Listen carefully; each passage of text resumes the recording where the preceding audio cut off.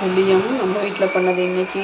அதிரசம் நம்ம வீட்டில் பண்ணதுலாம் எல்லாமே நம்ம ஹோம்மேடாக வீட்டில் பண்ணதுங்க. அதெல்லாம் தீபாவளிக்கு நம்ம என்ன பண்ணிக்கொண்டதை பார்க்கலாம்.